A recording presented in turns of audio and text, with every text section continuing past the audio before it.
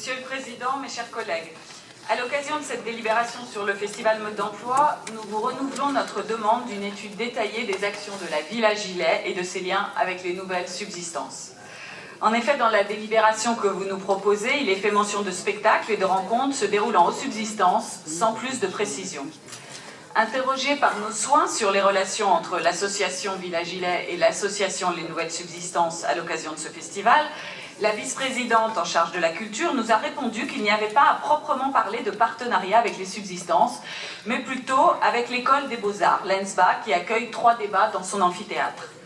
Des débats qui sont toutefois accessibles en réservant auprès des subsistances et non de l'ENSBA. En regardant le site internet de ce festival, nous constatons d'autre part que cet événement est conçu par la Villa Gilet et les nouvelles subsistances. La lecture du programme va dans le même sens. Expliquez-nous donc comment il est possible que ces 2 associations organisent un événement sans qu'aucun cadre ne soit établi. Je vous rappelle que le récent rapport de la Chambre régionale des comptes dénonçait les liens opaques entre les subsistances et la Villa Gilet, et notamment le fait que la Villa Gilet utilisait sans aucune contrepartie les subsistances pour réaliser des manifestations par ailleurs financées par la ville ou la métropole.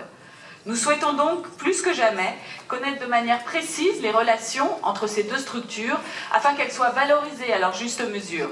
Ces associations sont largement dépendantes de financement public, 90% pour les nouvelles subsistances, et il n'apparaît donc pas vain de demander un minimum de transparence de leur part et par ricochet de vous également. Je vous remercie.